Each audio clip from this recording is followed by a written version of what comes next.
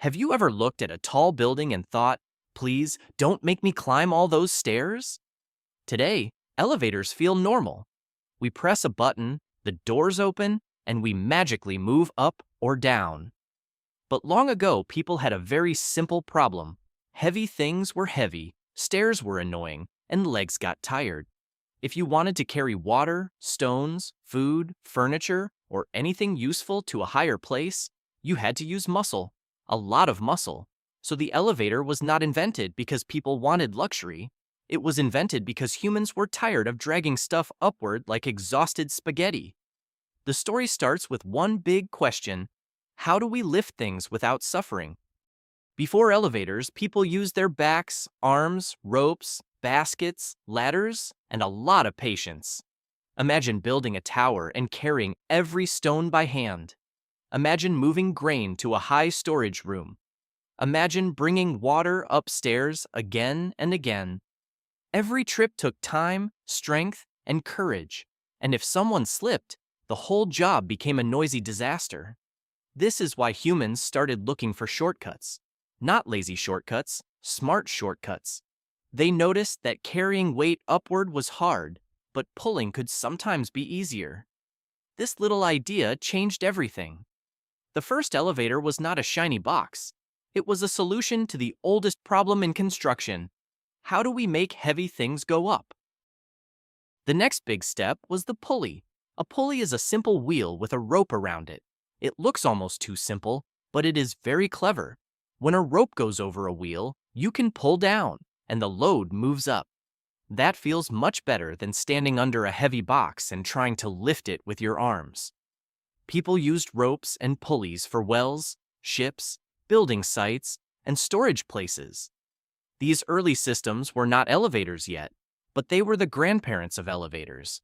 They showed that machines could help humans move weight in smarter ways. The idea was simple: guide the rope, control the load, and make heavy things rise. As people built bigger places, they needed stronger lifting systems. Ancient builders used hoists to raise stones, food, tools, and supplies. Some systems were powered by people turning wheels or pulling ropes. Others used animals. These machines were rough, slow, and definitely not comfortable. Nobody stepped inside and said, "Wow, what a smooth ride." But the idea was growing. A platform could carry weight upward. A rope could control it. A frame could guide it. This was not a modern elevator, but it was getting closer. Humans were slowly learning that lifting was not just about strength. It was about control, balance, and clever design. Over time, lifting platforms appeared in mines, warehouses, castles, and workshops. They helped move coal, metal, barrels, tools, and building materials. That was useful, but there was one huge problem: safety. Old lifts could shake, jam, or stop at the worst time. If a rope broke, the platform could fall. That made people nervous, very nervous. A cargo box full of barrels is one thing. A human standing inside is another. So for a long time, lifts were mostly for goods, not ordinary passengers. Before elevators could become normal, inventors had to solve the fear problem. People needed to believe that the machine would not suddenly turn into a falling wooden pancake. One funny step in elevator history happened in 1743. A special personal lift was made for King Louis XV of France. People called it a flying chair. It helped the king move between floors more privately. Now, it was not a modern elevator with shiny doors and buttons. It was more like a fancy seat that could move up and down using a mechanism. Still, this showed something important. People were starting to imagine lifts for humans, not just cargo. Of course, most people did not have royal flying chairs in their homes. If you asked a regular person, they would probably say, "I have stairs and sadness." But the idea was moving forward. Then came the Industrial Revolution. Cities grew, factories grew, buildings became taller.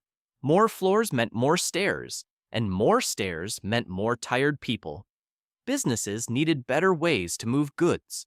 Workers needed tools, coal, boxes, and materials to travel between floors faster. Elevators were becoming more necessary than ever. But the fear was still there. If the rope snapped, the lift could fall.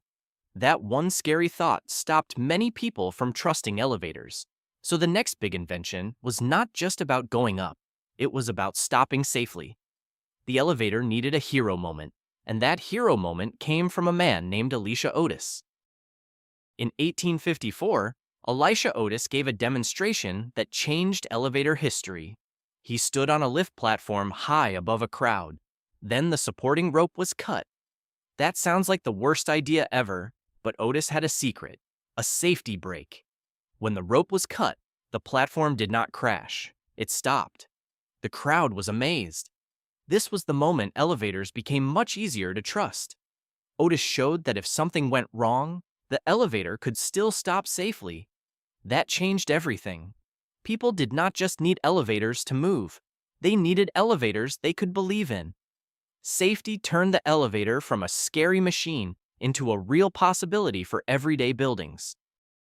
Once elevators became safer, buildings could grow taller without becoming torture towers. Before elevators, the best floors were usually lower because nobody wanted to climb forever. But with elevators, upper floors became useful, comfortable, and valuable. Hotels, offices, apartment buildings, and stores could rise higher. Cities started growing upward. The elevator did not just move people, it changed architecture. It helped create the modern skyline. Without elevators, skyscrapers would be very inconvenient. Imagine carrying a sofa to the 20th floor. Imagine carrying groceries to the 30th floor. Imagine forgetting your keys and having to walk back down. Elevators saved time, saved energy, and made tall buildings actually practical.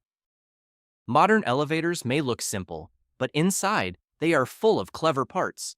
Many use motors, cables, pulleys, brakes, sensors, and counterweights. A counterweight helps balance the elevator car, so the motor does not have to fight all the weight alone. Buttons tell the system where to go. Door sensors help keep people safe. Brakes help the elevator stop when needed. So when you step inside and press a button, you are using a machine that took centuries to become safe and useful. The elevator was not invented in one magical moment. It grew from ropes, wheels, platforms, experiments, mistakes, and smart safety ideas. Next time you ride one, remember, you are taking a tiny vertical trip through history.